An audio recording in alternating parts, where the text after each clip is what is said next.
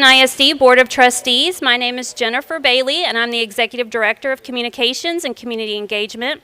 Before our meeting begins tonight at 6:15, we are very proud to host, for our student showcase, the Belton High School cheerleaders. So let's give it up for them.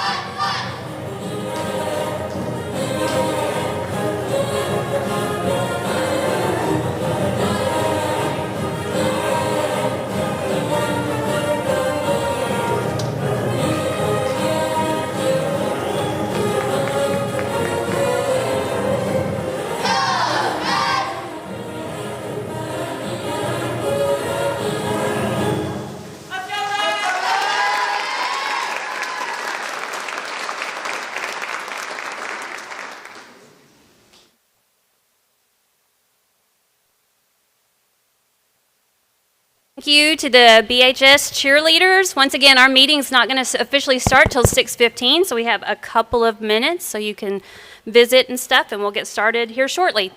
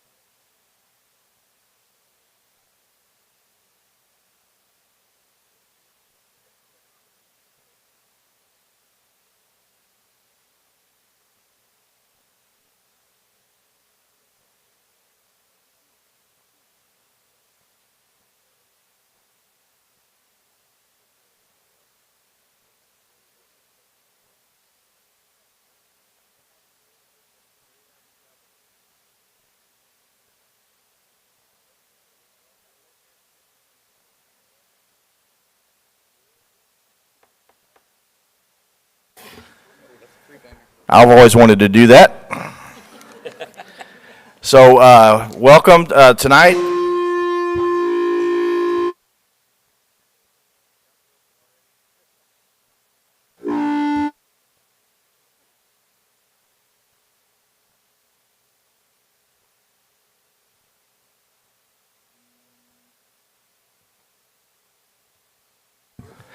Okay. So, Jeff Norwood, the president, is out, and obviously someone sabotaged the sound on my behalf, so that's awesome. And we're also missing Janet. She had travel plans from way back. She's on the road. So here we go. It is 6:15. I'm calling to order. Good evening, everyone. Thank you for joining us. I hope you've enjoyed our student showcase tonight by the Belton High School cheerleaders. Everybody give them a round of applause.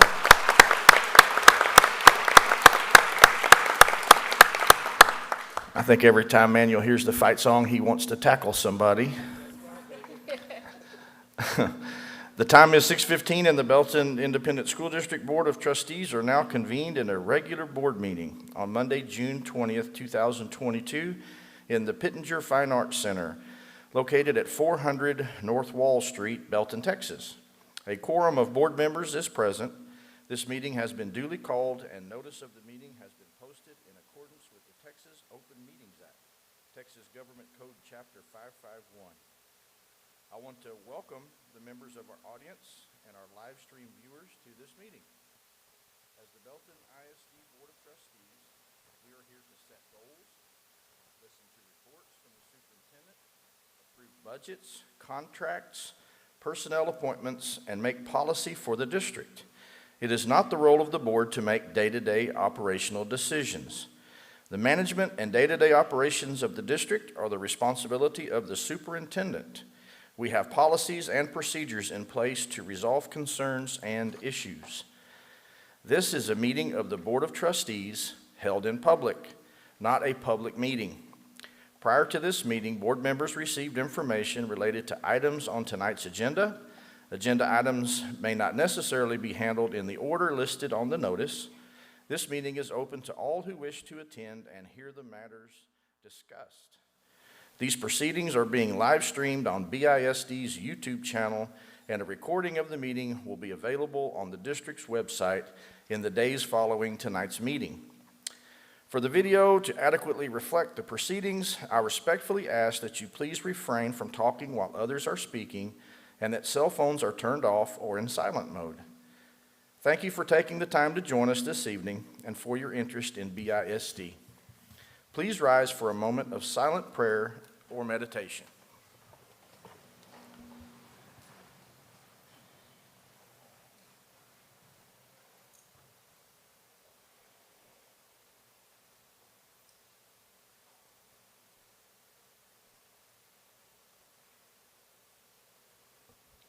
Please remain standing as our communications team introduces our Belton High School cheerleading squad here to lead us in the Pledge of Allegiance and honors to the Texas flag. Good evening, board. Tonight we're pleased to have two members of the BHS cheerleaders with us to lead the pledges. The Pledge of Allegiance will be led by Nathan Carrasco and the Texas Pledge by Addison Donahue.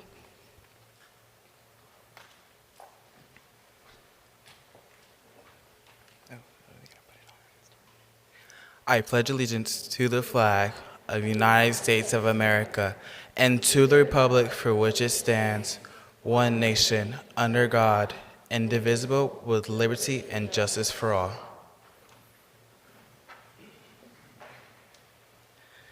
Honor the Texas flag. I pledge allegiance to the Texas, one state, under God, one and indivisible. I want to tell you a little bit about these two. Nathan Carrasco is a senior at BHS and serves as the spirit captain on the cheerleading team. And after graduating next spring, he plans to attend Sam Houston State University and major in education.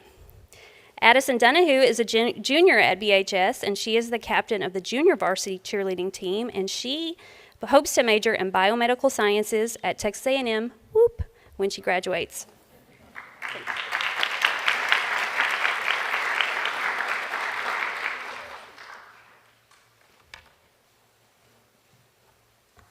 First item on our agenda tonight is recognitions. Turn it over to you. All right, thank you. As you've already said, we were very pleased tonight to have the Belton High School cheerleaders with us.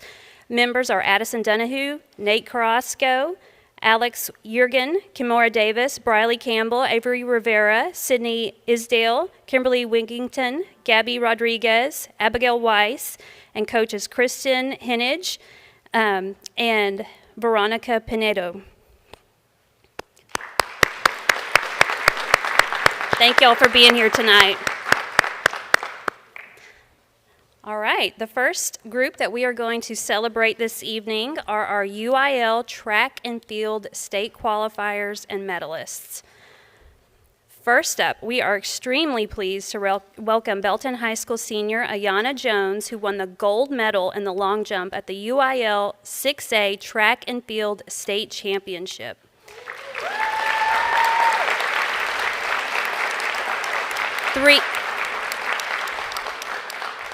We also had 3 students from Lake Belton High School qualify for the UIL 4A Track and Field State Championship. That's Madison Lux, Easton Hammond, and Leilani Watson.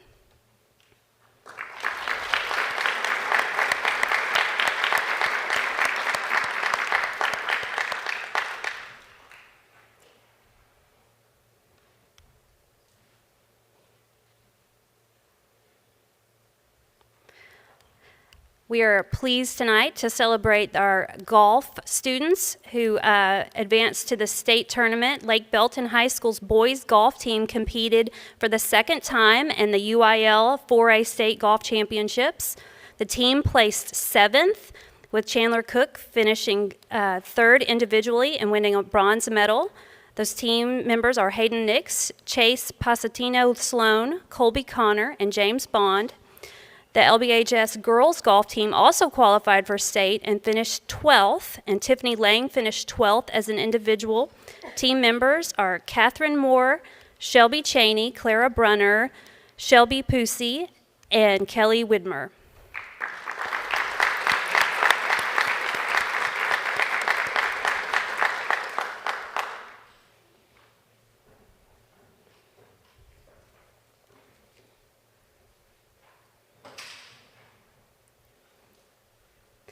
We also had tennis players qualify for state. Lake Belton High School sent 5 athletes to the state tennis tournament. They're Boride Reed, Sam Rom, Caden Marshall, Cole Wieters, and Jillian Webb.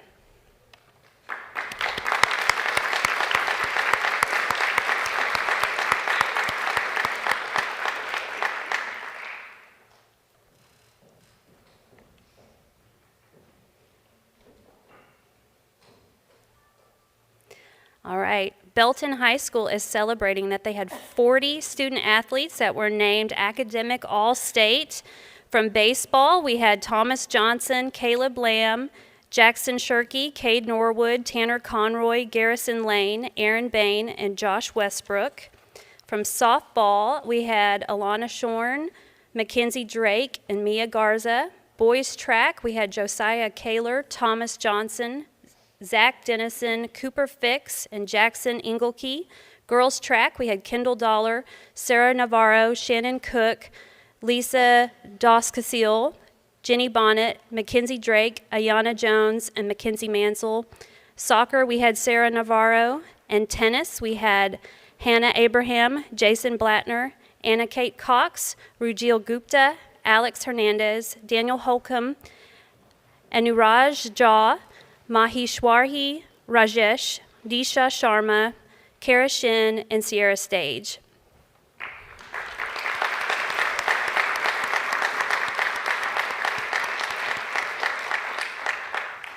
And we are thrilled to conclude this evening's recognitions by honoring one of our world-class employees who was recently selected to attend a National Teacher Leadership Academy.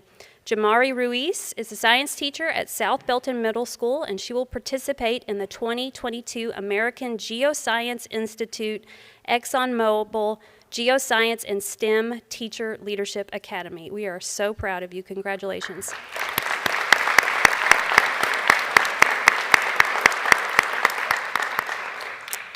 And that concludes our recognitions for the evening. All right, well, once again, let's give everybody another big round of applause. Another big thank you to our BHS cheerleading squad and their sponsor. Another round.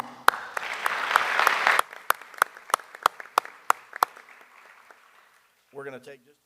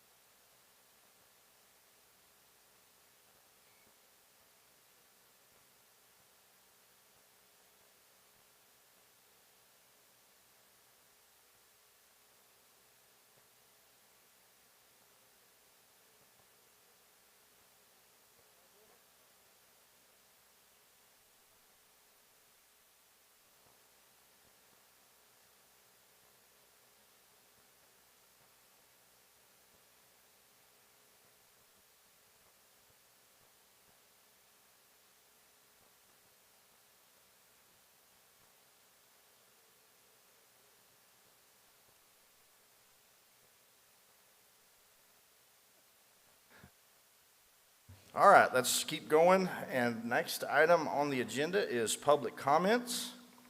In accordance with revisions to policy BED local adopted by the board at its meeting on December 13th, 2021, we will take public comments regarding items on the agenda at the beginning of the meeting, and comments regarding non-agenda items will be heard.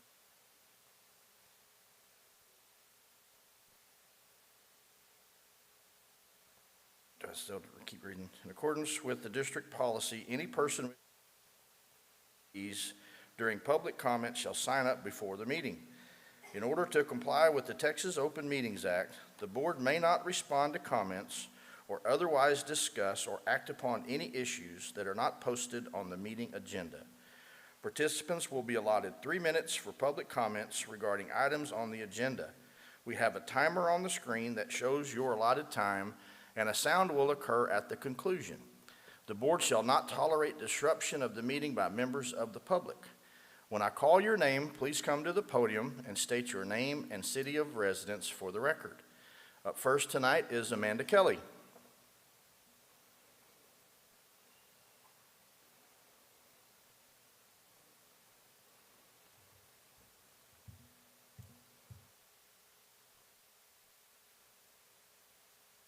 And I live in Temple. On May 5th, I filed my request for a Level 3 grievance hearing to be held in a closed session with the board.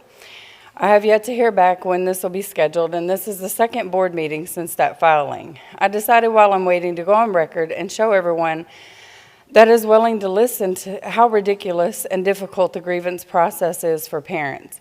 I strongly believe this is by design. It's to exhaust us parents so we shut up and go away, and to protect the failures of the district. Want to know why there's a teacher shortage and an exodus of kids from public schools? In my Level 2 grievance response, Nino and Spearman stated, I provided anecdotal notes. The definition of anecdotal is based on someone's personal experience or information rather than facts that can be checked. I've provided you all with a packet of evidence. It is emails and staff notes from previous filings. This is what they're referring to as anecdotal. Are district emails and staff interview notes not factual? My son was being bullied at Tarver on a repeated basis. The first time he was physically hurt, he ended up with a knot on his head after his head was slammed into a metal bar. He defended himself, but he was punished. That specifically violated the Texas Education Code, Chapter 37, prohibits the imposition of a disciplinary measure on a student who, after an investigation, is found to be the victim of bullying. You, the board, are responsible for upholding laws and rules. You don't get to pick and choose as a district what rules and laws are going to be followed. My son, and I want to be extremely clear, it isn't that he couldn't defend himself. He was taught if he defends himself, he's punished. It empowered the bullies and stopped him from fighting back. The bully didn't get consequences. I did everything I could to advocate for him and stop it. His teacher did as well. In an email I sent his teacher, she sent it to admin for support, and you'll see the unprofessional response from Miss Newberry, the AP, where she calls the other kid a pot stirrer who would rather be seen as that than the kid who knows nothing in class. I've done my homework. I got that email from a PIA response so I could understand where things went wrong and be a part of the solution so I could re-enroll my kids into these schools. What I found is a broken system. The admin suggested resolving these problems with SEL and restorative circles instead of consequences, so her classroom wouldn't be a circus. Those are her words. You'll see in the notes. His teacher ended up quitting over lack of support from the admin. Her class was always out of control, again in the notes. BISD is losing teachers and kids because parents are fed up with this, and the investigation and grievance processes are a joke. On the other hand, the district is constantly talking about money and funding issues, but funding comes from butts and seats. BISD has a see something, say something all over the website, but it's clear to those of us that have said something, it's only for appearances and probably funding the district gets for pushing these campaigns with zero follow-through. Belton cannot choose what laws and rules to follow or ignore. Thank you. Okay, next up is Janet Brown.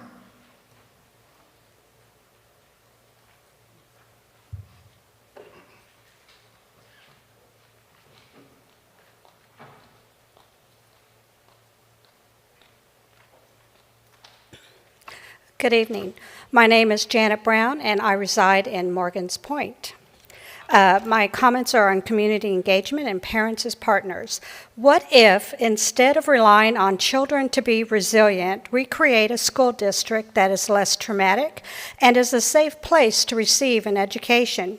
Community engagement is one of the essential leadership avenues you face. As a board member, it's your job not only to accept the accolades of the district or student accomplishments, but also to be responsive when being made aware of things that require change, like the safety of children. One of the reasons you see community members engaged here at board or committee meetings for over a year is concerns with the elected Board of Trustees' ability to perform their sworn duties functionally.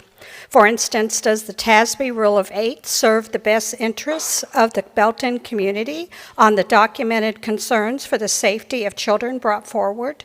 How do admin leadership and the board respond? Quite often, the community receives a tone of admonishment, gaslighting, retaliation, and even intentional social media character assassination, as demonstrated by board member Jeff Norwood. Things are not going well. Disciplinary chaos reigns in many corridors of school hallways, bathrooms, and classrooms. You have children stalked, receiving unwanted sexual advances, exposed to porn or teacher activism, involved in a sexual relationship, and physically assaulted in hallways, bathrooms, and classrooms. A grievance process is in place to wear parents or community members down without providing a solution. Belton schools are not safe places for any grade level.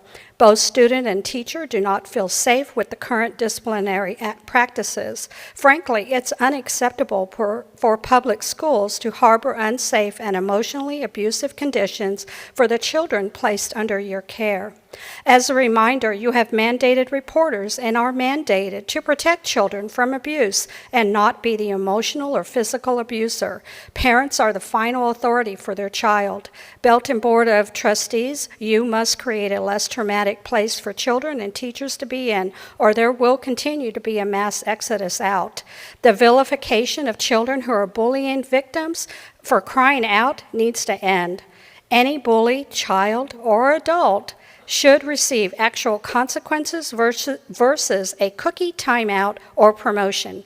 How will Belton ISD Board be proactive versus reactive in correcting discipline and protecting all children? How will the emotional abuse that many bullying victims face end?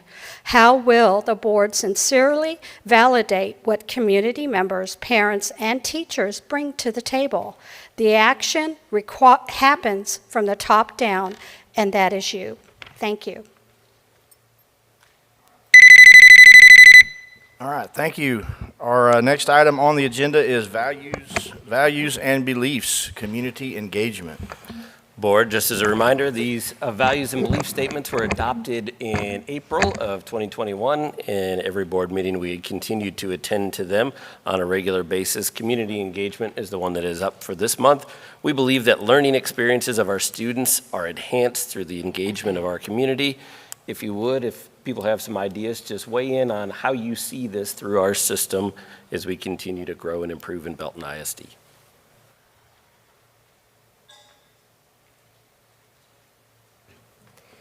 So I really was excited to talk about this one because there was a session at SLI that I attended that really kind of tied in with this, and it was about re-engaging families, because I think this post-COVID time that we're living in, we've kind of lost some of that traction that we had before, where we're getting families into our campuses, and then we had to stop that. And so one of the things that I learned at this breakout session was that what real family engagement is and what it should be. And the idea, and it was from Strong Fathers, Strong Families was the presenter, and he talked about how family engagement should improve student outcomes. That's what, true, meaningful family engagement. So then when we were thinking about this one for tonight, I thought, well, what is improving student outcomes? I thought about not just our academic skills that we want our kids to improve upon, but I thought about those soft skills like our journey to graduate. So then I'm thinking, what do we have? What's going on right now in our schools? And just some that kind of came to my mind pretty quickly was, I know South Belton, and I know this because as a parent at South Belton, I know what's going on over there. But they had a STEM night, and that to me is improving student outcomes, because you want to be able to give parents tools when they leave so that they can support what's going on in the classroom. I know they also did a multicultural night, which to me also thought about how is that improving student outcomes? Well, Journey of a Graduate, we're learning to be communicators. We're learning to be empathetic when we can learn about different cultures. And then, of course, a lot of our elementary campuses do lots of reading nights, math nights, and those are not only the family engagement pieces, but it's helping our parents, here are things we're learning, and you can go home and do these things. And so that's what I thought about for this evening, and so. Of course, there's not a whole lot you can do about legal policies. Those are what they are. But if you look at our local policies, those are intended to reflect the values and beliefs of our community. And as Aaron stated, when the Journey of the Graduate, we engage the community with that, engage parents and all that. And then, of course, we had a big one with EIC Local. With the grading and choosing courses and things of that nature. That took us a year to get approved or to get on board with that. And a lot of that had to do with what the community wanted, what the community desired. So it's reflective in our policies all the time. You can go through all of them, and you can see a common theme a lot of times in a lot of these policies that we have in place. Okay, all eyes on Suzanne. So one of the things that I think is really important for us to remember is that our students are watching us. They're watching us in every facet imaginable. And so as leaders in this community, to involve the community to help us further the student engagement, the student outcomes, I think that some of the baby steps that we've taken thus far, Dr. Smith, since you've been here, some of the committees, those are vitally important. Those parenting committees and some of the other things that are coming up, I think those are going to be vital because we do need to be able to engage our community in ways that are kind and respectful and making sure we don't cross any lines legally, as Manuel just kind of stated or alluded to. So I think that we're on the right path, we're just not there yet. When I look back over my time, which isn't all that long, right, just the last 4 years, I think the big items, we've done a really great job at including the community. Think about the boundary line discussions that we had 3-ish years ago. Think about Journey of a Graduate. Think about the design process for the elementary schools. You know, those big things, we've had some really great steps forward and involvement from the community. I think now we've moved into a phase where we're starting to look past the big things and not just really consciously include the community in those big things, but really to kind of take that down a level and kind of get deeper into what's going on. And so, you know, if I think about recently, you know, the student discipline committees and gatherings that have been going on in listening sessions. Also think about, you know, what we're talking about. We're talking about instructional material review and things like that from the policy committee. So we're looking for ways to not just, you know, take that at the highest level, right, but how do we drive that down into the organization and really expand that community engagement footprint? I think there's always room to grow that. And at the same time, when you look at the bottom, right, how do you grow that from the bottom from our local schools and from our PTAs and grow that from the other side? So I can definitely see us growing that from both directions currently, both the top and the bottom. But again, a lot of great room to continue, a lot of great opportunity to continue. So just from an administrative perspective, we thank you, board, for continuing to engage the community in ways you do as well. We have different systems and structures as a school district. We are striving to be better every day. I agree wholeheartedly with what Chris just said, is that we're working to build it from the bottom up and the top down so that we're all meeting in the middle. Another one that we've worked hard on is to get a faith-based partners community engagement group going, and we'll continue to expand that as we keep moving forward. So appreciate you weighing in, and we look forward to our next steps in all of this because we know how important it is for our kids. Okay, next on the agenda is action items. This first one is a mouthful.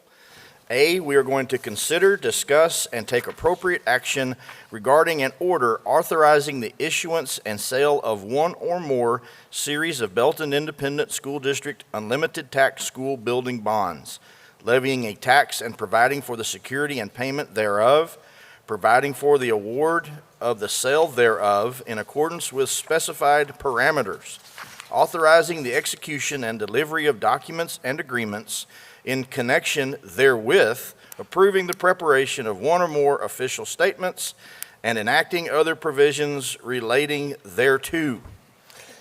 Mr. Vice President, you did an outstanding job. I've never heard you say therewith before, so I enjoyed that. I'd like to invite Melissa Lafferty, our CFO, up, Glenn Opel, our bond counsel, and Jennifer Ritter, who is our financial advisor. Melissa will kind of take the lead and get us rolling, and then we'll go from there.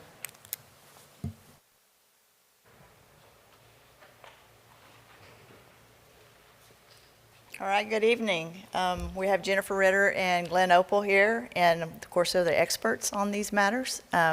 So they are basically going to guide us through the issuance of our bonds. So this is the first step, and basically it sets the parameters and then authorizes that issuance. So I'll turn it over to Jennifer and Glenn. Thank you, always good to be back. We have a brief presentation here. Let me make sure I can work the clicker. Oh, I can do it. That I'll go over, but this is not necessarily terribly exciting because we haven't sold yet. So the authorization tonight would simply be to allow us, in conjunction with the superintendent and CFO, to price on your behalf. It's called a delegation pricing. It's what we've done in the past. The reason being for that is the markets move daily. Your board meeting date might not be the best date to price in the market. So having the authority to be able to go out and price on a non-meeting date gives us the flexibility to price again on the best day in the market. The market has been less than stellar, since we kind of entered the first of the year. Obviously, we got those refunding bonds done last year for a good amount of savings, and then since then, interest rates have just kind of continued to increase. Good news on that is that we obviously had a high interest rate when we went out and ran the bond election to account for that. So we're still within all the targets that we told the voters. No tax increase, everything else is still trending ahead as called for. The one piece of information is that we don't have your certified values yet. So it's difficult for us to sell until we have those values in hand. They're due July 25th. So again, the action tonight lets us start, but we really won't price until after we have those certified values in hand, so we can sort of size the bond issue perfectly appropriate, again, to meet the parameters that we told the voters. So this box up here, we're probably used to showing you, and it says that interest rates have been higher than they are today 99% of the time. Well, now we're at 44% of the time. So interest rates have certainly gone up. On a historical basis, it's not terrible. It's just the last couple of years, the interest rates have been so low. But nonetheless, we'll have a call option on these bonds, so should the opportunity exist to be able to refinance them for savings, we will be looking at that frequently and make sure that we have that chance. But again, good news on this is that we had a higher interest rate on there because we anticipated something along those lines, so we're still good. So the parameters before you are, again, giving the authority to price, and I think we've done this. We've done this in all of your refundings. We've done it in the last several new issues as well. But the superintendent and or chief financial officer, we put and or just in case one of them happens to be out sick or on vacation. There's always someone to be able to sign. We do intend on selling the full voted authorization. Obviously, we'll amortize the technology piece on a shorter life, but it'll be a part of one bond package. And then that it can't mature after 2052, so a 30-year max maturity in there as well. There's some more parameters on the interest rate and other things that kind of set a cap. We would like to have as much flexibility as possible going into this market. You can shorten those or lower them however you see fit tonight, but obviously our goal is to be out there to go out with the CFO and get the best interest rate, the best terms for Belton ISD. And then here we just show a sample debt service. We're using a 4.1% interest rate. And then the sources and uses and kind of where all the money will be going and coming from. Again, nothing shiny or fun to look at tonight because we haven't priced yet. I think I skipped over here the timeline. Yeah, so the important thing is, I think, to address here is that if we were to get your approval tonight to go out and sell, what we look at doing is getting the bond rating set up. We'll go back to Standard & Poor's where you have that AA- bond rating. We've already applied for the permanent school fund guarantee, which takes your AA- and supplants it with the AAA guarantee of the state of Texas. That takes maybe up to 2 months depending on when we apply, so we wanted to go ahead and apply for that and make sure that we had that ready to go when we're ready to price.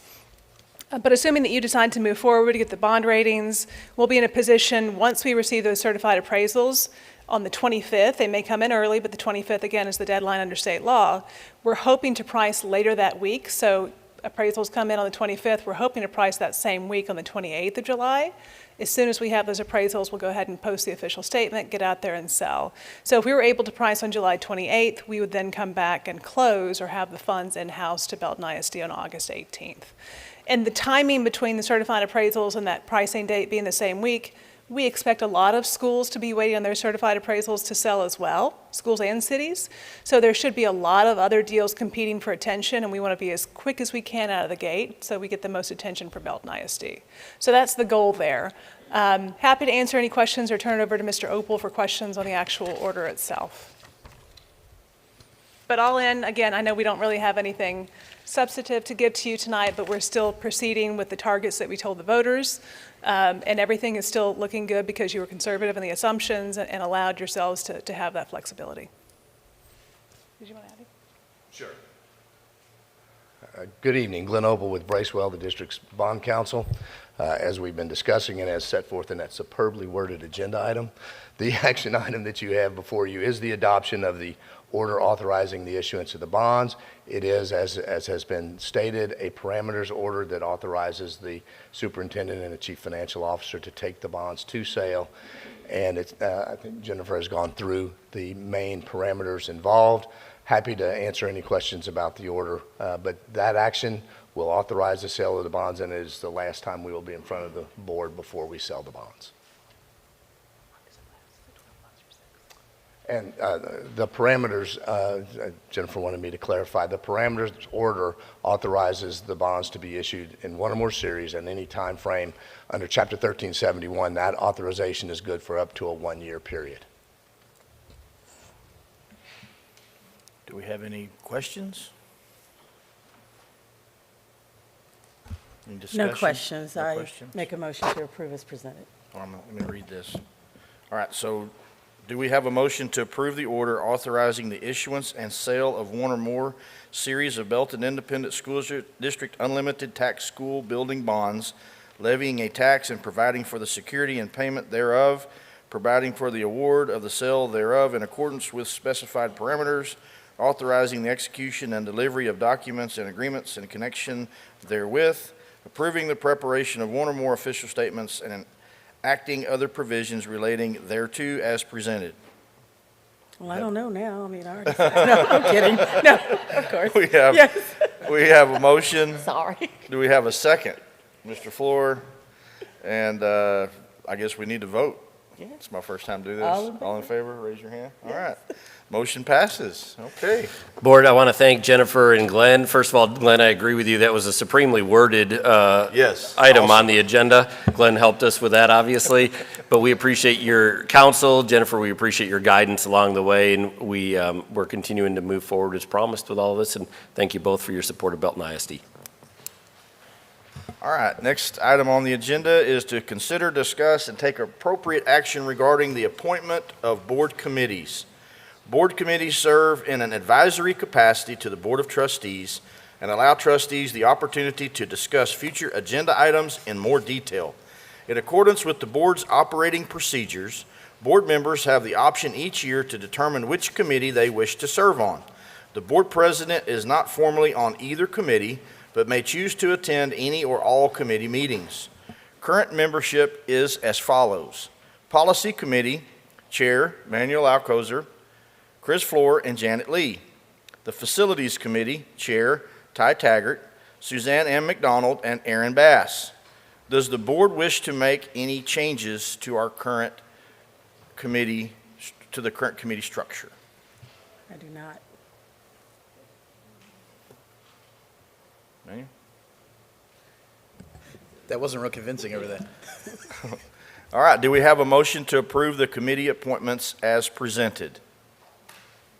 Got a motion, Ms. Bass. Do we have a second? Mr. Floor?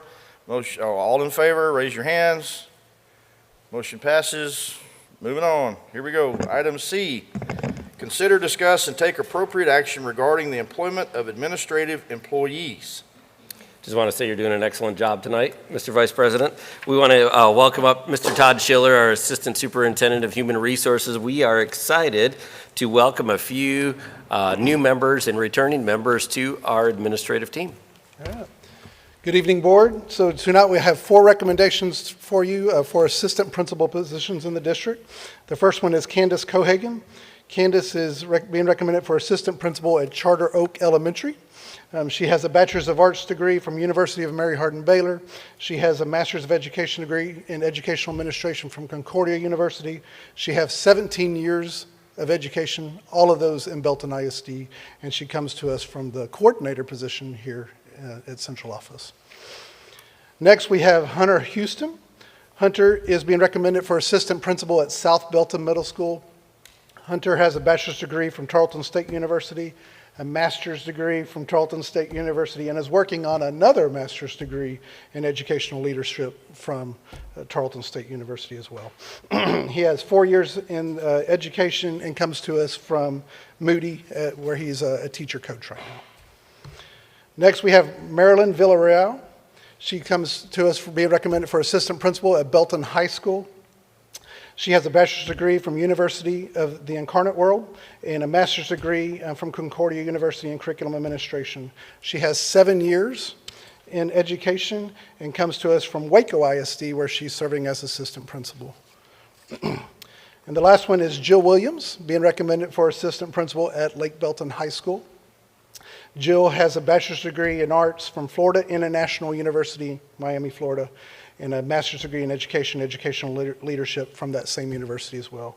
She has 16 years in education and comes to us from Florida as a high school assistant principal. So with that, we recommend those for your approval.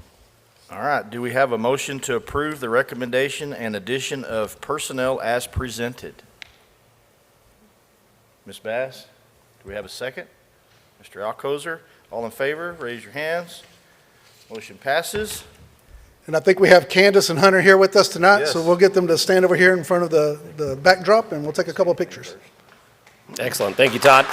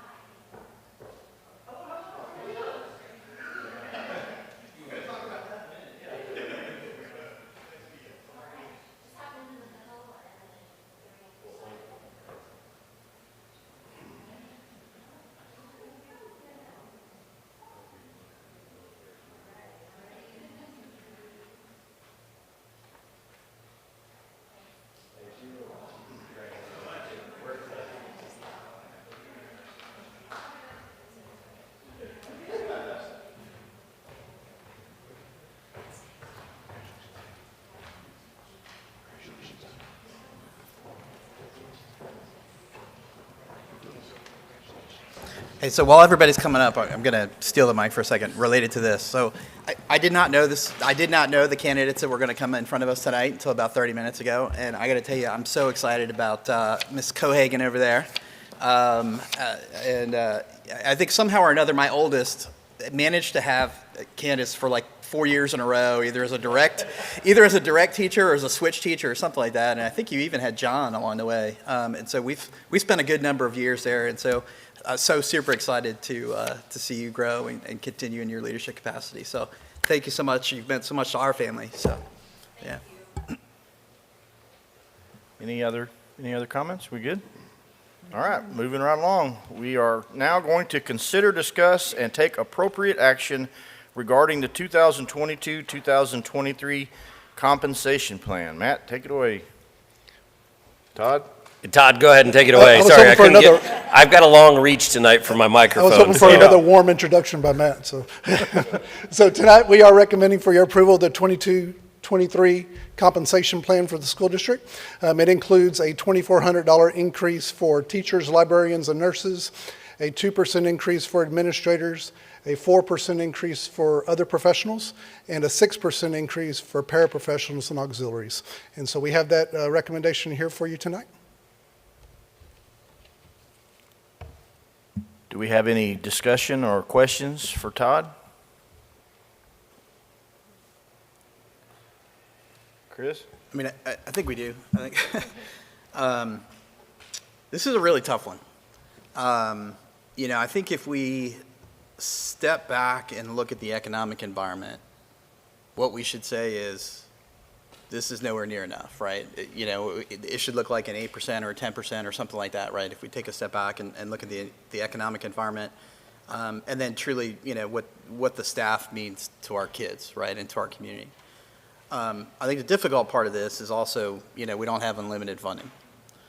And we don't really have additional ways, to just dream up additional funding, right? We are constrained by, the M&O tax rate, when it comes to this. And so this is tough, right? Because I don't think we're going to be in a position to be able to do everything that we would like to be able to do, right, if money were no object. The other piece of this that I think that makes this tough is, we're kind of doing this before the budget cycle and sort of in parallel with the budget cycle.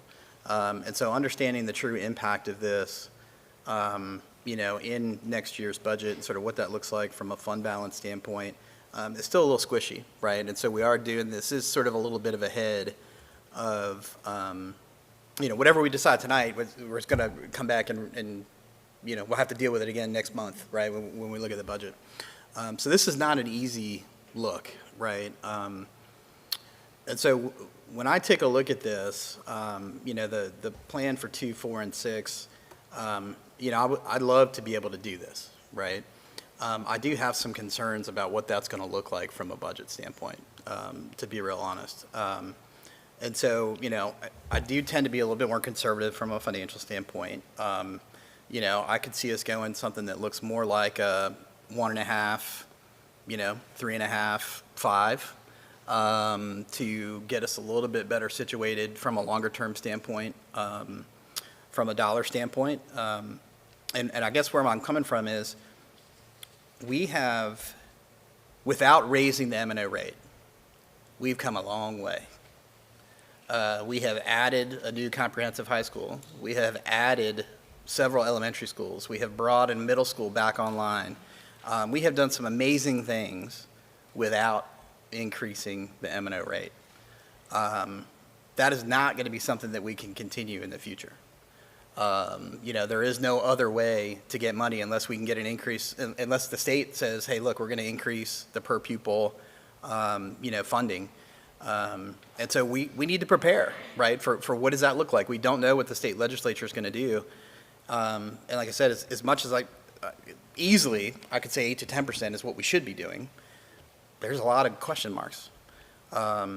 And so, I know we looked at a couple models, and we looked at a model even more conservative than what I just said, but something in a 1.5, 3.5, 5% range or 5.5% range, right, that I think, I don't know, it maybe sets us up a little bit better for going forward. I don't know. That's my piece. So. Anybody else on this side? Manuel? Yeah, this is an equally tough one for me. A lot of the things that Chris is saying I would like to echo. I don't want to ramble on too much here, but some of the thoughts that I have when I read this earlier today was I keep thinking about CE Local and the fund balance and those kinds of things. And I mentioned to Matt after our last workshop, I said, we have that policy in place, and it either means something or it doesn't. And I understand what the state's trying to do whenever they recommend the 20 to 25%, because, just like our policy says here, that the financial goal of the district shall be to have sufficient balance in the general operating fund to be able to maintain fiscal independence in the case of financial need or crisis. And of course, we've had our share of crises lately. Beginning in 2020 with the pandemic, and then we had that hiccup with average daily attendance, and then we've got this three-headed monster. It's called growth, growth, and growth. And then Suzanne said something at the workshop about she feels for the employees of our district, and I see what the pay is, and I look at some of the pay for the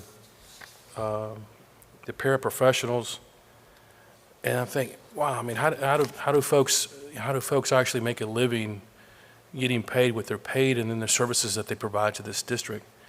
So I struggle with it. One of the things that we discussed in our policy committee, and we spent quite a bit of time on those issues, was the legislative priorities. So if those priorities came true, then, in other words, if our priorities were put in place just like we want them to be put in place by the legislature, then this would be easy. Because I can see kind of what's coming ahead. We're going to get some relief. And as I think ahead to what the legislature may or may not do, I just can't see them not doing something. Maybe not an HB3 like we saw before, but they almost have to do something because of the things that have happened in communities all across the state of Texas. And the thing that we touted over and over again with the bond situation was there would be no tax increase. And as Jennifer said, there's not going to be one. okay, as it relates to the INS fund. But what Chris mentioned, the M&O, what is that going to do to, we have to look out for our employees, of course. But what about the folks that end up paying additional tax because we're going to have to go back to them 2 or 3 years from now because of the decisions that we make now? And those are the things that I'm struggling with right now. So when we look at this now, this proposal, I know there's some things information that we don't have, but maybe do you anticipate that it would be 20% if we did this? We're still going to be in that 20% realm in terms of fund balance? Or do we even know or have enough information yet to at least make that estimation? So I think clarity on this is that what you're approving tonight or what you're being asked for approval is on a compensation plan, not on a budget. Right. And there's a difference between those two things. And so obviously compensation plan is the biggest part of the budget when you have 84% of your budget that is in personnel costs. And so I think that's an appropriate distinction there. It is important also to know, according to CE Local, we are well within our range right now. In fact, we're above it. We're at 28% this year. Right. And so we're already beyond what that CE Local says. And yes, as Ms. Lafferty pointed out, as we continue to navigate changing circumstances and growth, are there concerns? Yes, we articulated those to you all, talked about them, and do believe that we will be within our policy at the end of this year. And believe that we can make some appropriate changes moving forward to continue to stay within that policy as well. So do believe that we're in a good spot. We understand that it is a difficult decision for the Board of Trustees. I think Chris said it really well. We know people deserve more than this, and it has been a challenging couple of years, and with all of the other districts that have already approved their compensation plans, our Human Resources Department is in a situation where they're trying to recruit teachers to fill those teacher vacancies. And we have studied and studied and studied this situation so that, because we share those same concerns long-term.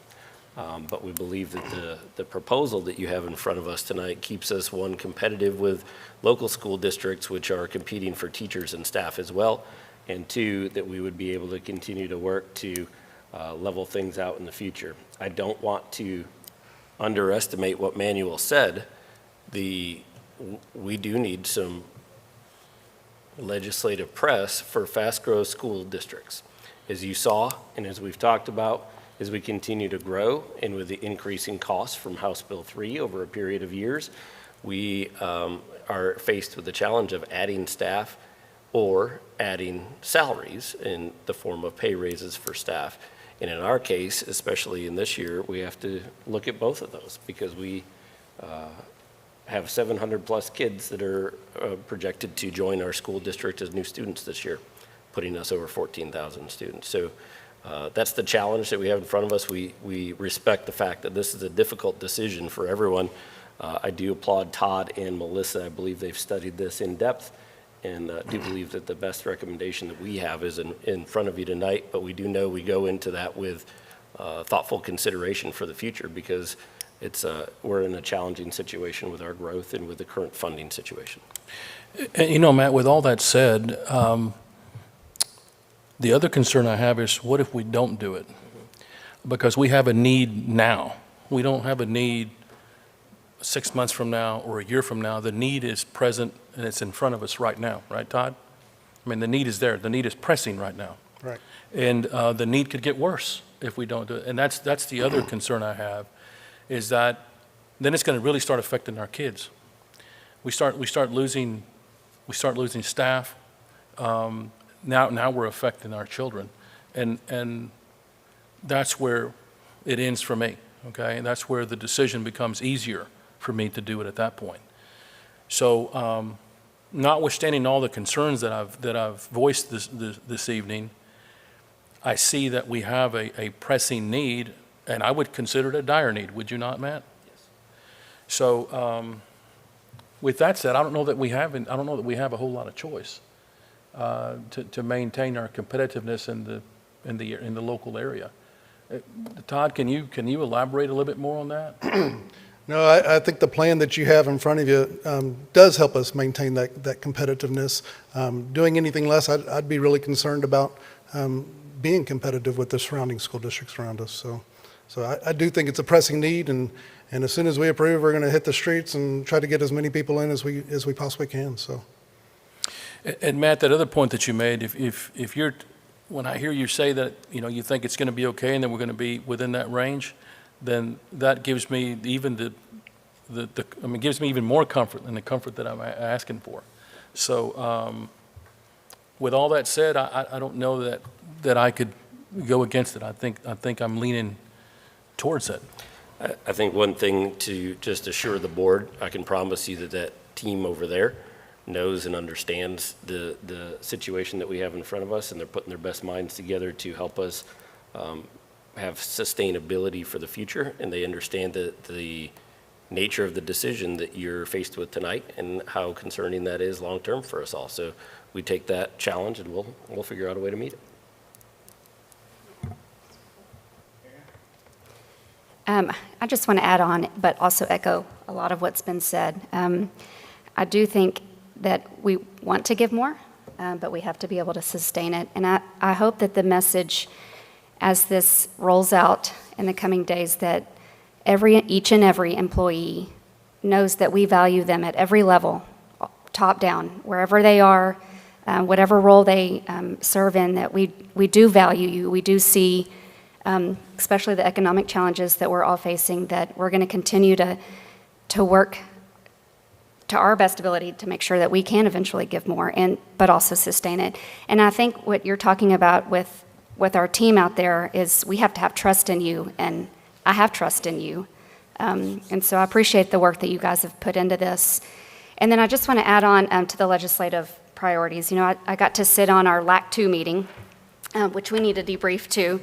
Not much was changed to the 11, but I will tell you there was a lot of time spent talking about teacher and recruitment and retention, and then a lot about the pay. I think the pay increase was probably talked about it could have been incorporated into almost every priority, because we need our teachers. We need every person at every level. There was some talk about some concern that if we are speaking very loudly that we need more money, does that come with more mandates? Does that come with more strings attached?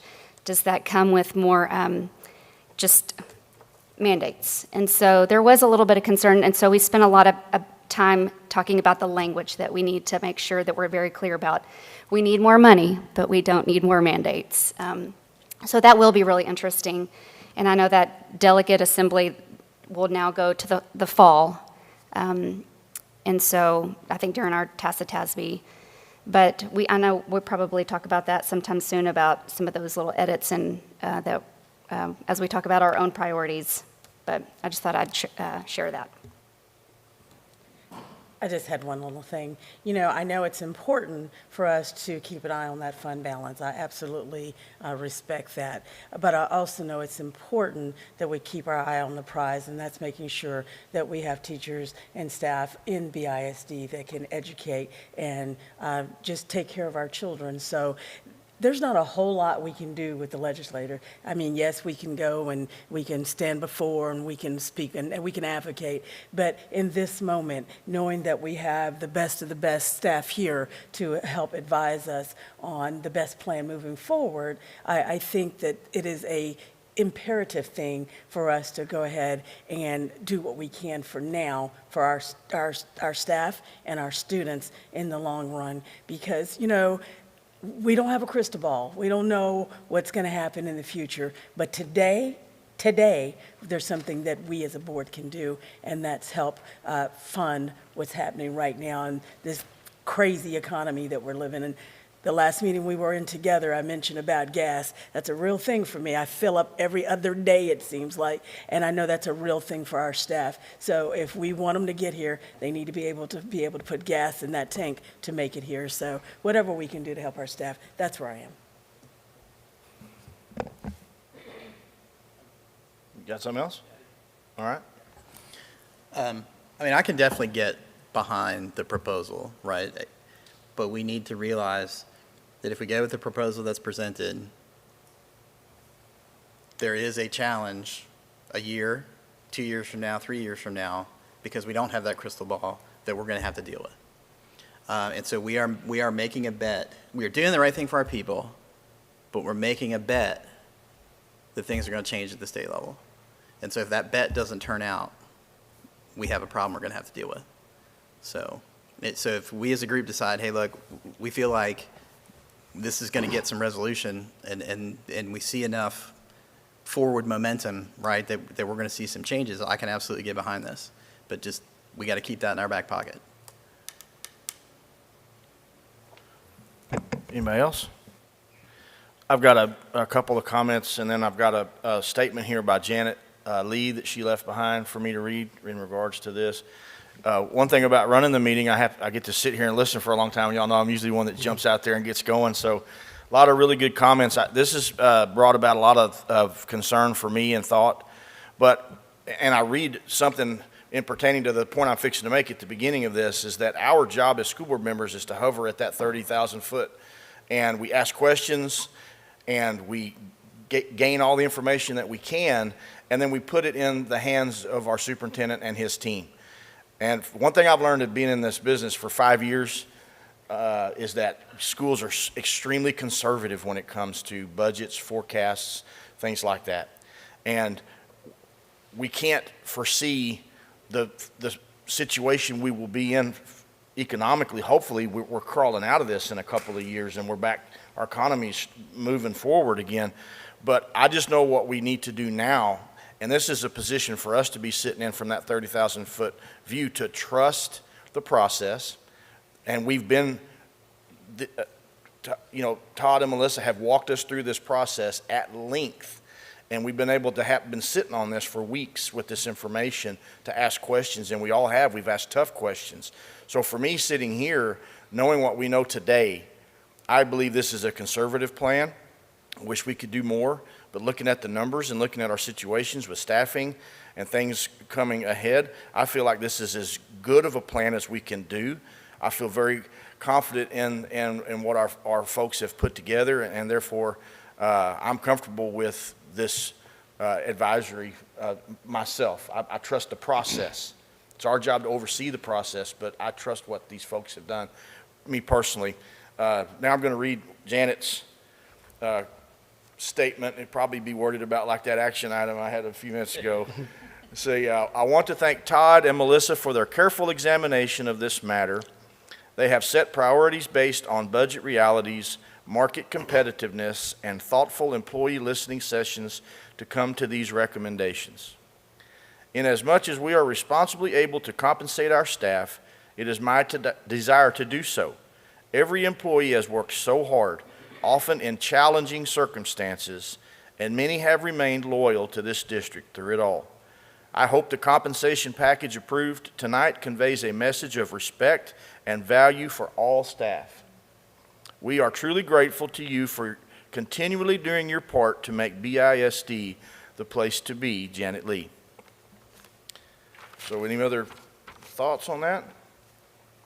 Let's see here. Do we have a motion to approve the 2022-2023 compensation plan as presented? Ms. McDonald, do we have a second? Ms. Bass, all in favor, raise your hands. Motion approved. Motion passes. Thanks, Todd. Appreciate y'all. Thank you for your support. Thank you, Melissa. Thank you so much. Yeah, I do want to thank Todd and Melissa for guiding us through this in the spring. And again, board, we thank you. We understand these are difficult decisions. We don't underestimate that. So we appreciate that, and we'll keep working for you.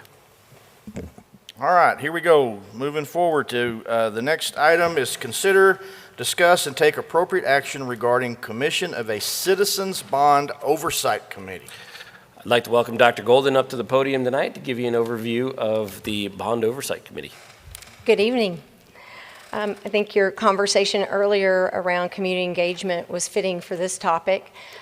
Because we value community engagement and we're very thankful to our community for approving the 2 bond propositions, we are seeking your approval of commissioning a Citizens Bond Oversight Committee.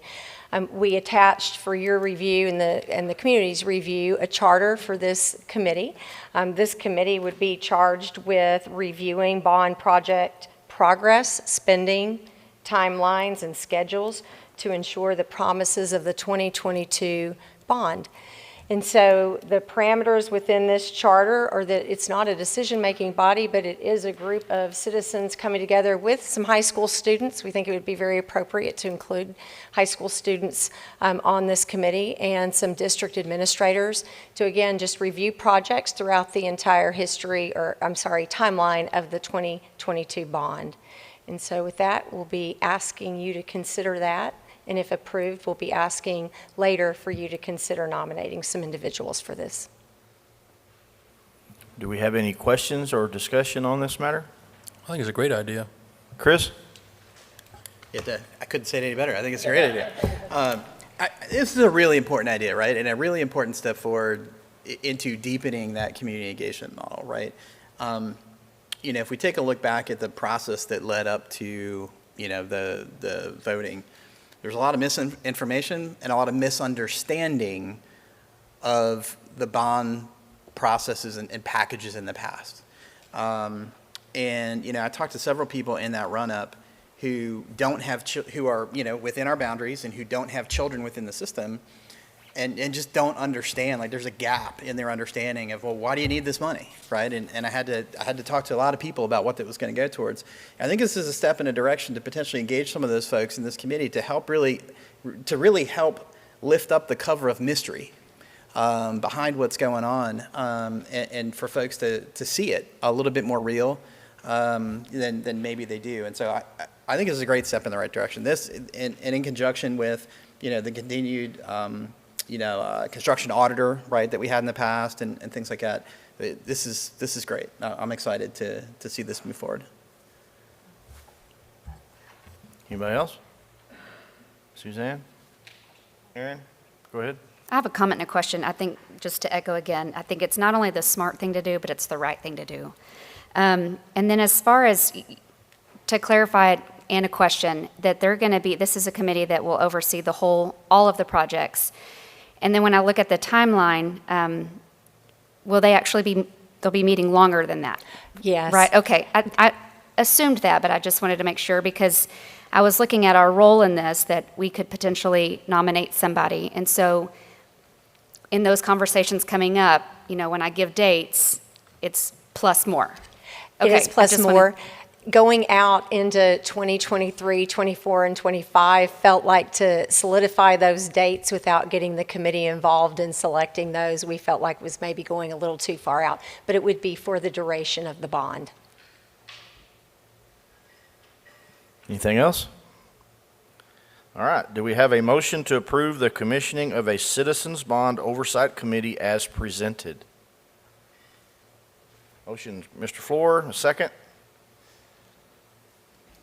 Mr. Alcozer, all in favor? All right, motion passes. Thank you. Thanks, Melinda. All right, moving ahead here, we are going to consider, discuss, and take appropriate action regarding selection of construction delivery method for construction of elementary school number 13. You have Mr. Mike Morgan in front of you, and he is expanding upon or continuing the discussion from the Facilities Committee about the construction delivery method for the second elementary school built through this bond passage. Thank you, Mr. Taggart. Board of Trustees, it's my pleasure to be here tonight. We would like to come to you tonight and take the next step in the design process of elementary school number 13. One of the actions that we must take is to bring a recommended selection of our construction delivery method to you tonight. At this time, we would ask you to consider the selection of a construction manager at risk for the completion in the next steps of our Elementary 13 design process. We felt like this selection or this choice brings the best value to the district, primarily for two reasons. Choosing a construction manager at risk allows us to bring in a partner as we continue to work in the design phase. We can speak with the contractor that we choose to advise us on market variabilities, advise us on current availability and pricing of materials and systems, and also with the selection of a construction manager at risk and ultimately a guaranteed maximum price, it protects the district to the greatest extent possible against volatility in the current construction prices and construction markets. So we would ask tonight that you approve the resolution choosing the CMAR as our delivery method, and that we are able to go out and through the superintendent and through the resolution, we start the process of choosing a contractor to become our construction manager at risk. All right, any discussion, any questions?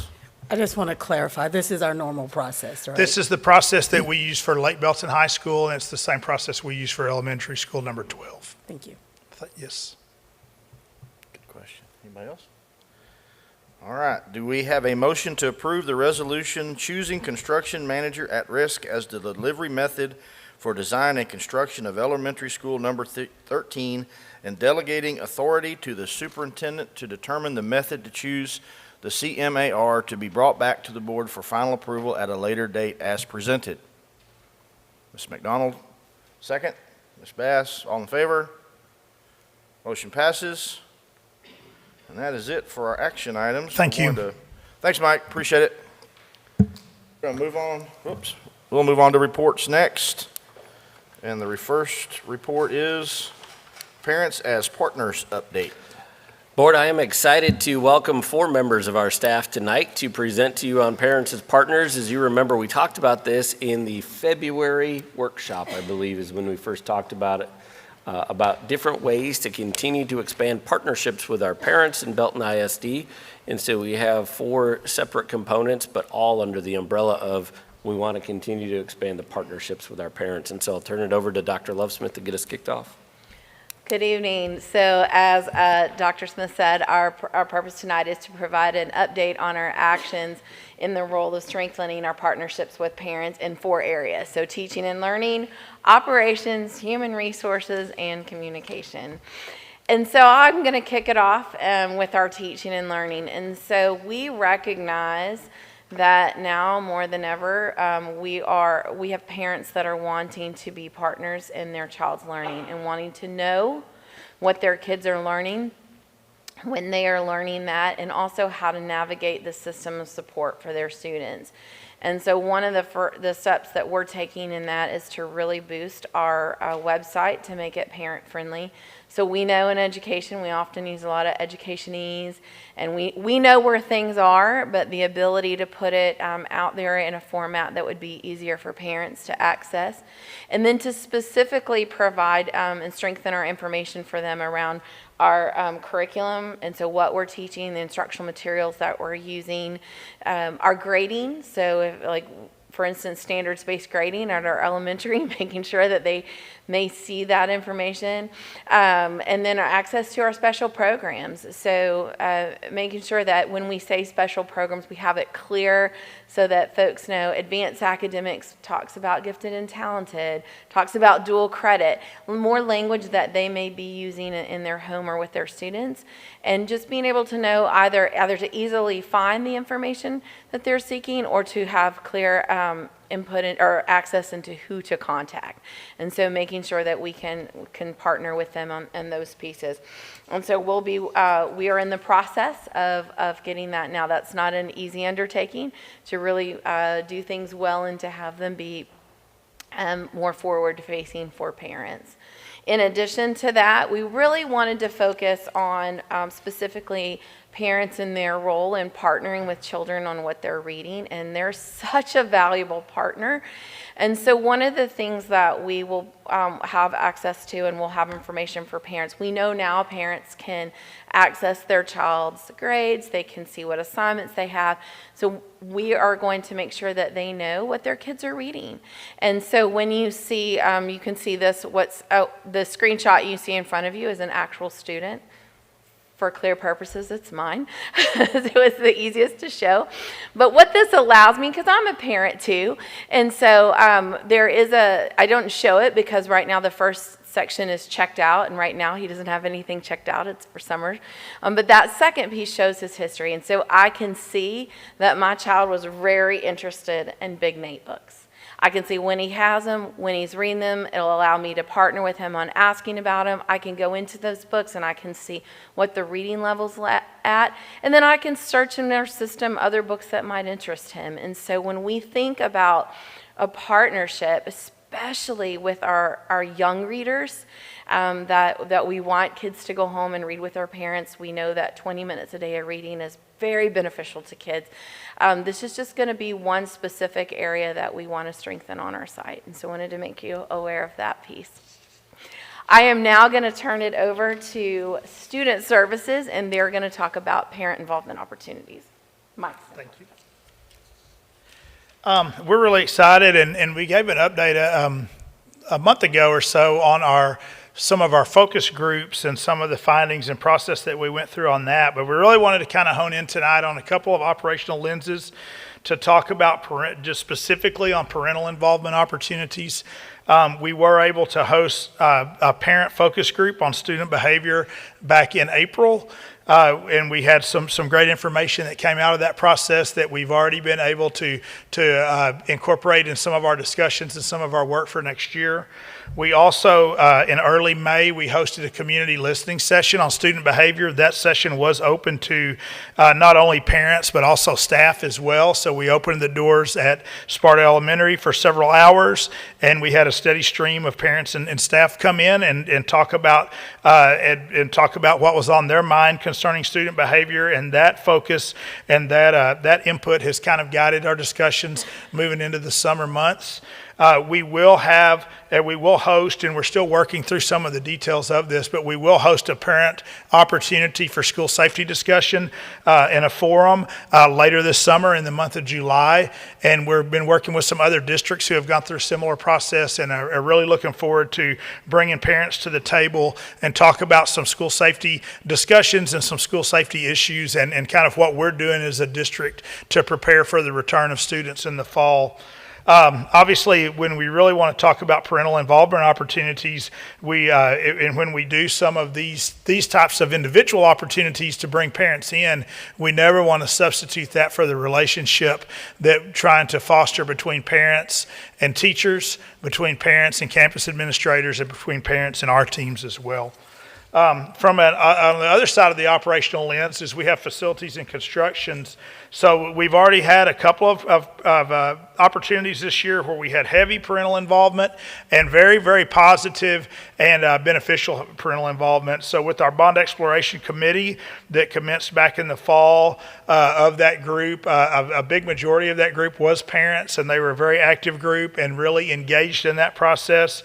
We also involved parents in our elementary design teams, and you'll see some of the input from parents as we get closer to implementation for elementary schools 12 and 13, and the parent voice and some of the parent perspective that came into that process.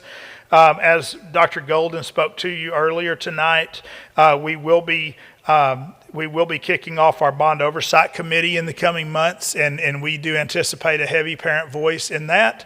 And then we will come back to you next month with more information and a charter on a long-range facilities planning team that will have the backbone of that team will be parents as well. So when we're talking about parents as partners, we're very excited about what we've been able to do here in the last few months, what we anticipate doing moving forward, and then trying to foster strong relationships between our campuses and our teams and our parents.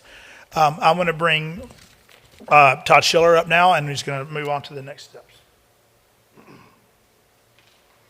Okay, so we've been talking about hearing the voices of our parents. Well, we also want to increase our volunteer base as well, because we believe that those volunteers, when we talk about community engagement, we believe that, hey, that they can enhance the learning experience of our kids if they get more involved. And so we had over 1,600 registered volunteers throughout the 21-22 school year. And so they worked on things, helped with campus improvement planning, helped on field trips, served on district teams like DWIC, additional monitoring throughout campuses, served as mentors, served as chaperone, participated in booster groups, PTOs, PTAs, and also served as watchdogs in some of our secondary campuses.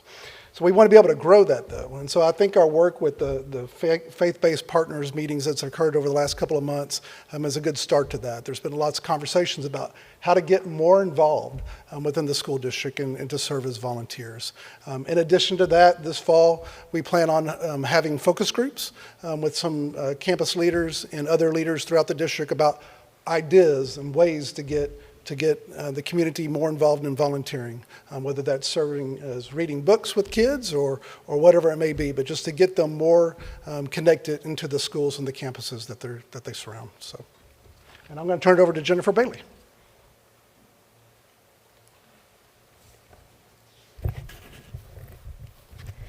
So, as a communication department, I believe with my innermost being that our job is to support all of the efforts that y'all have heard about tonight, and we want to do, because parents can't engage in these opportunities if they don't know about them, and so we want to approach these opportunities through multifaceted communication strategies. We launched a newsletter this spring for families. We'll have additional email blasts about these opportunities, videos, partnerships with our media outlets, and we're going to work on improving the district and campus websites so that all these opportunities are more accessible to parents so that they have the ability to engage in these opportunities, and that is a commitment that we are focused on as a communications department. Additionally, we are in the very early stages of working with our PTAs and PTOs at our campuses to bring those groups together to see how we might strengthen that engagement in those groups. Those groups are critical on our campuses, and we're thrilled that hopefully COVID obviously has presented challenges over the last couple of years with parent presence on campuses, but we hope to work through that and strengthen that. And we're also going to focus on some opportunities that we have for like true two-way communication with technology that we have. We're going to send out a thought exchange later this week to parents to see what they want district leaders to know so that their student can engage more this coming school year. And we're going to use that feedback to guide some of our planning opportunities this year. And we also have a really wonderful tool that I have wanted to use for years and years and years, and I'm thrilled that Belton has it, but Remind, that is such a powerful tool for parents to be able to contact their campus in their own language and have the staff member on the other side communicate in their language. And I looked into our dashboard on Remind the other day, and we have about 25% of our who could be using it. We only have about 25% of those people actually using it. So there's a huge opportunity there to dig into that a little bit more and make sure that people are using that fantastic tool. And now, do we have any questions?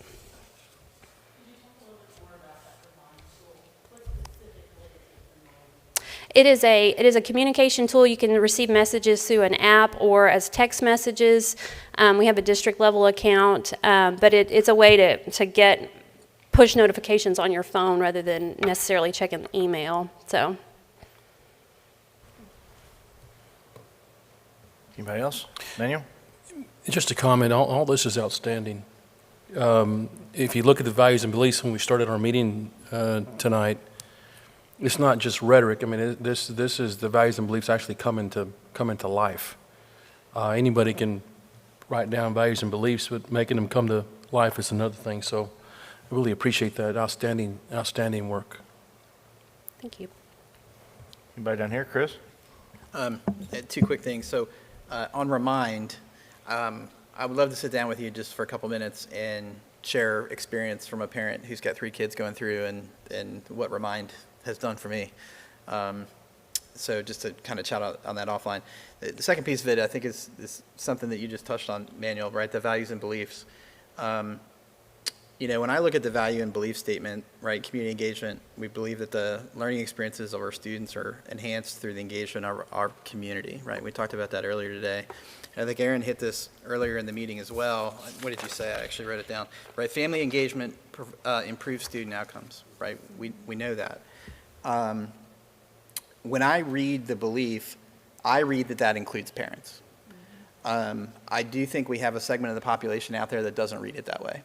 And so it might, I don't know, we might want to think about, like, are there some minor tweaks that we can make to the values and beliefs that potentially add the word parents in there, or families, or however, I don't know. I don't have the answer. But if there's some people that don't understand what that means, if there's a way for us to clarify that, I think it's maybe to our advantage. So. Aaron? I love how multifaceted this is. I don't know if I said that word right, but it hits different areas, but they're all critical, they're all important. And I think in the back of my mind, I think of, this sounds all great, but I want to, like, see it followed through. And so and I'm sure y'all have already talked about this, but when I say follow through, I'm thinking about, how are we going to know? Are there going to be monthly reports on certain things, or just, when will we hear back? And I'm not asking for every single one of these every single month, and I'm sure y'all have a plan on that, but I think it's going to be important that just the follow through and the follow up for us to hear how things are going. So I just want to say, I've mentioned this so many times in the last 2 years about the level of transparency that Dr. Smith and his team have brought to BISD. I can't compliment you guys enough. And I know it's probably, to Chris's point, it's not as much fun to think that we're actually trying to do everything the right way and include everybody. There's got to be folks out there who want to think something different.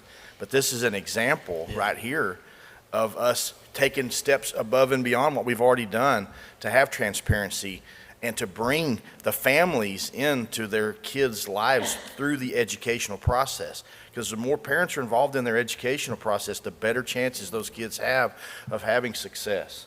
And so I think this is just another example of this administration striving to include everybody out there, but especially the families and the folks that take care of these kids, that they may not be with mom and dad. A lot of them aren't. It's for whoever they're staying with. And I just applaud you guys for just keep going above and beyond and what you're doing to keep the community engaged, but more importantly, the parents of our students engaged. This is just wonderful, I think.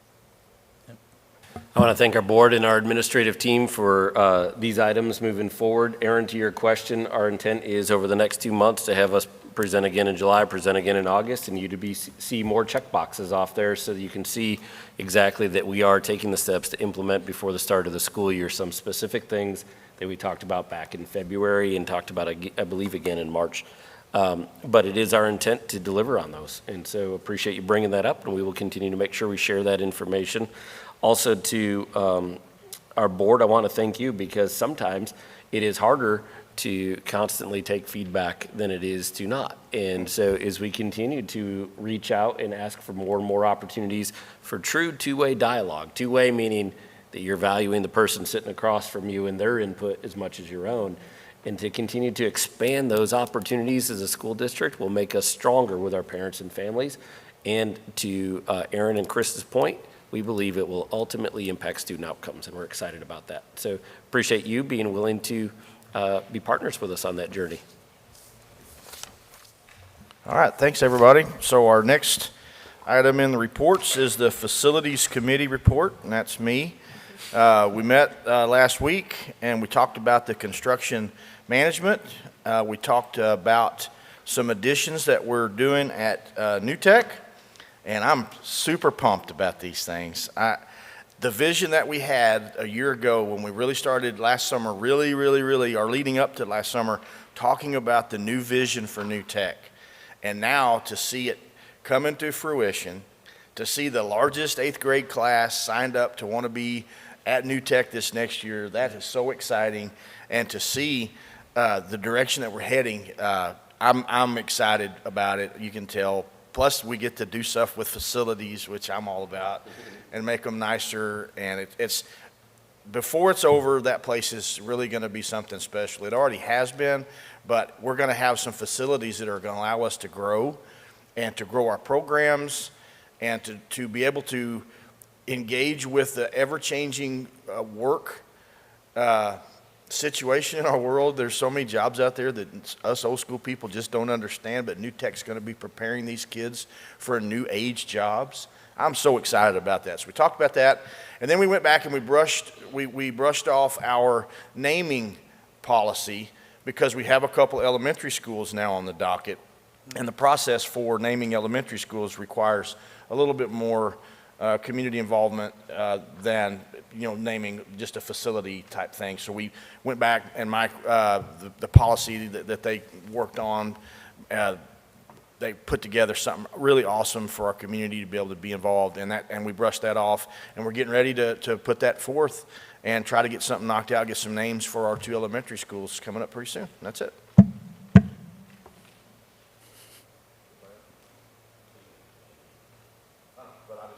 Comments. All right, so just waiting. All right, here we go. Manual Policy Committee report. All right, we met a couple of weeks ago, and I have to admit, much to my reluctance, I usually have all my notes here in front of me, so I'm going to have to go by memory. So, Matt, you may have to chime in. Chris, you may have to chime in. And maybe Deanna may have to chime in a little bit. We had a lengthy discussion about legislative priorities, which is really a super priority this time, right? And I think what our discussion centered around the most was the discussion about funding and growth. Those 2 issues, right? Matt went through the legislative priorities line by line, made some suggestions, and I think what's our timeline on that? We're going to come back and... Yeah, I think as long as we get them adopted here, I'd say by the end of the summer, maybe end of September at the latest, I think that gives us the right platform to talk with our representatives and our senators that represent us before the legislative session starts. So that's our target. And then we had some discussion about your conversations with the coalition, the Fast Growth District Coalition. Can you make some comments about that as well? Yeah, the only thing that I would say is that, we've constantly reached out to other districts and other organizations to help us as we form legislative priorities. Remember, legislative priorities are the board's voice and the administration's voice as we speak to legislators to help talk about the story of Belton ISD, our needs, our supports, and our desires for the future. And so it's a painstaking process, but we want to get as much input as we can from as many experts as we can. So we've reached out to the Fast Growth Schools Coalition, talked to them specifically about their legislative priorities, what they're seeing statewide.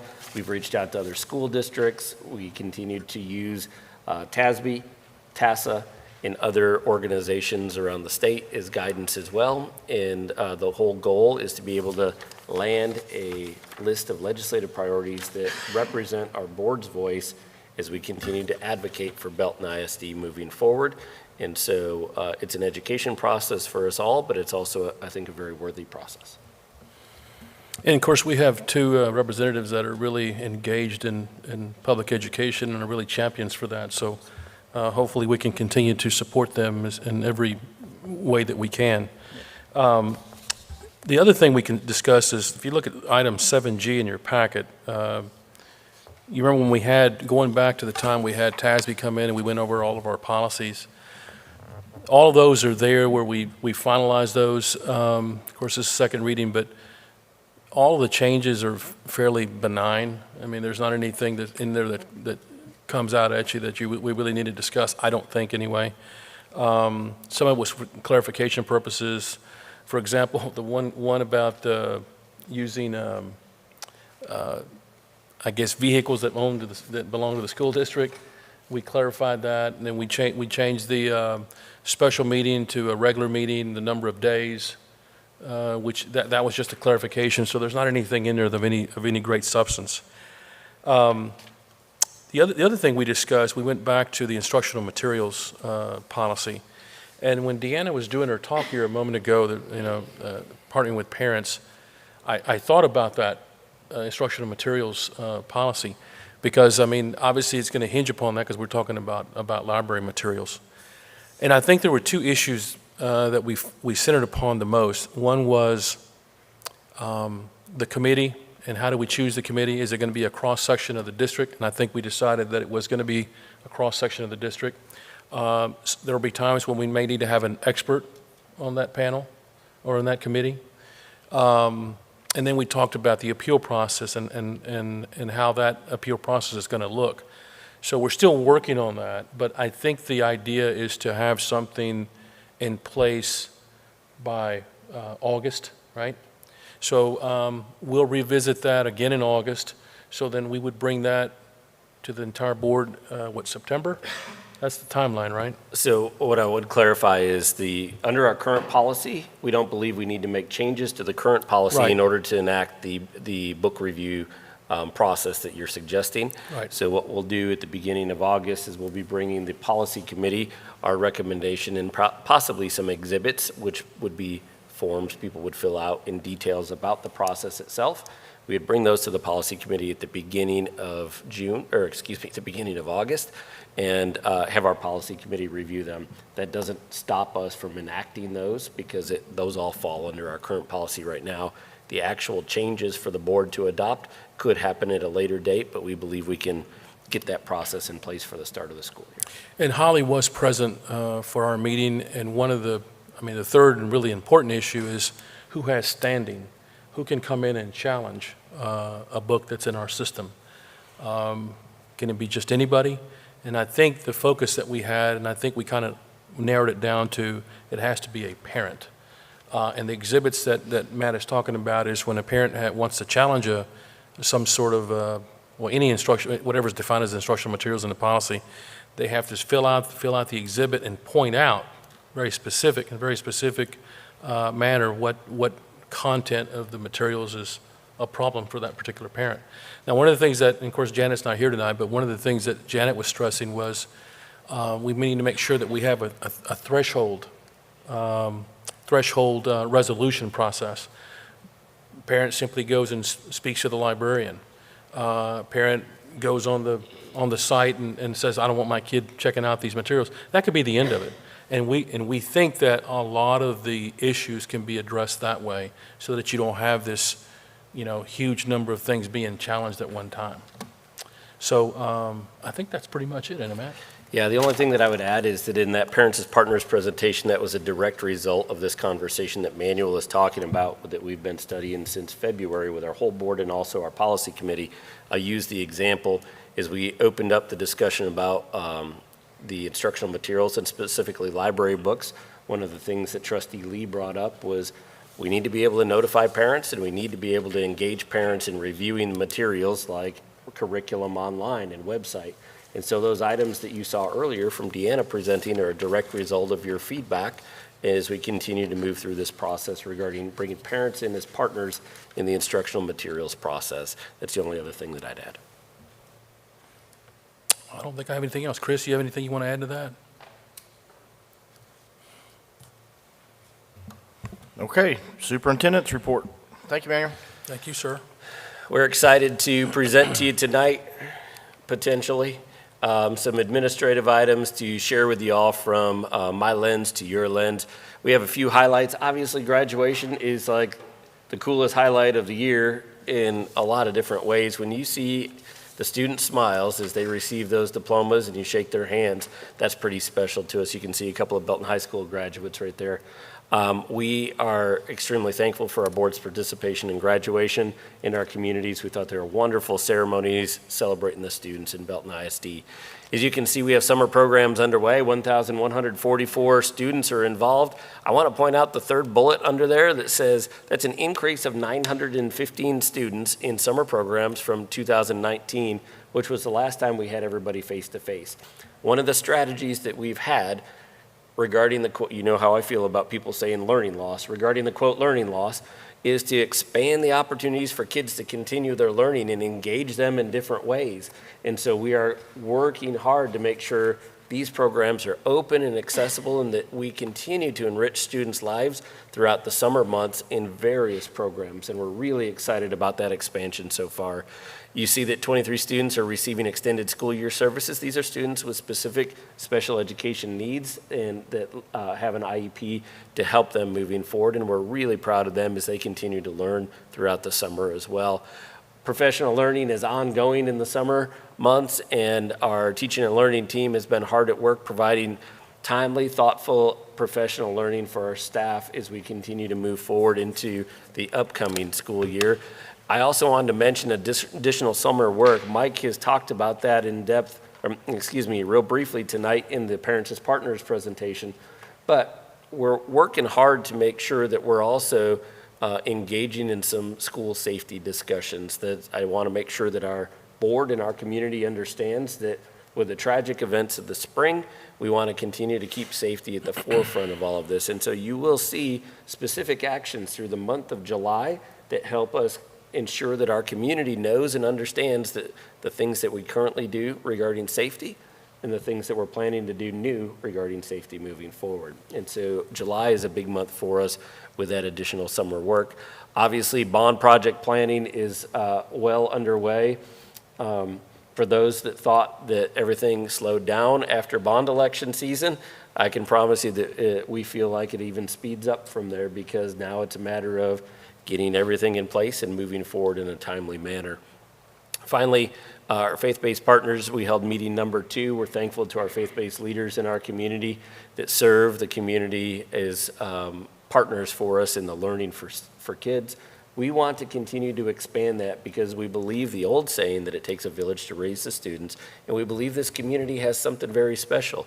There are ways that we continue to work and continue to strive to partner with our faith-based partners, our local business community, parents, obviously, to continue to reach out and expand that net of support for our kids so that we can actually live out the each and every value that we have in our values and beliefs. And then finally, the Temple Rotary Scholarship is really cool, able to present, Temple Rotary was able to present a $10,000 scholarship to one of our students attending Tarleton State recently that wasn't covered in one of our recent ceremonies where we honored all of the different awards and scholarships. So that was a highlight of this last month as well. I want to also acknowledge the fact that I mentioned to you all that if you had any feedback regarding goals, that you give that to me. I haven't heard any feedback, so our plan is to continue with the 5 goals as we currently have in front of us. And I do want to point out 2 things. One, we believe that is stability for our system, so thank you for that. We don't want to change the big overarching goals every year, but we do change the key progress measures under those every year. Those key progress measures are written in SMART goal format, where we define specific targets to measure our progress and hit them in a time-bound manner. And to Chris's point earlier about parent engagement, one of the ways that we can explore that is potentially putting a key progress measure in, where under goal 1, where it says strengthen and support the engagement of all stakeholders in the pursuit of the BISD vision. We could put a key progress measure in specifically about parents into that key progress measure for y'all to consider moving forward. So that's something to think about as well as we continue discussions through the month of July and August, and we finalize those. We look to finalize the key progress measures, I believe, in August, and then our district and campus improvement plans would be finalized in September after that. So those are the superintendent items and the superintendent report for the month. All right, thanks, Dr. Smith. The next item on the agenda is the consent agenda. Does anyone wish to pull an item for discussion? Nobody?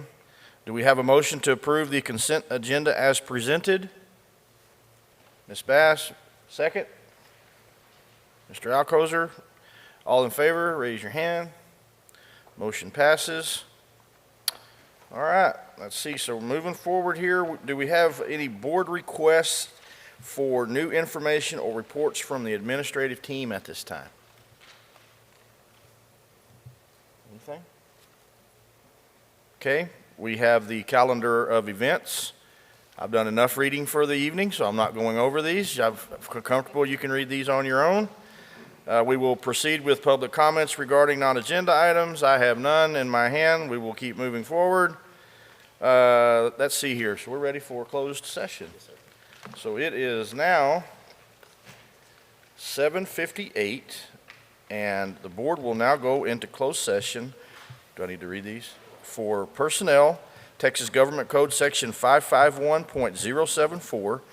B, deliberation regarding matters whereby personally identifiable information regarding one or more students will be disclosed, Texas Government Code Section 551.0821, and C, security, Texas Government Code Section 551.076.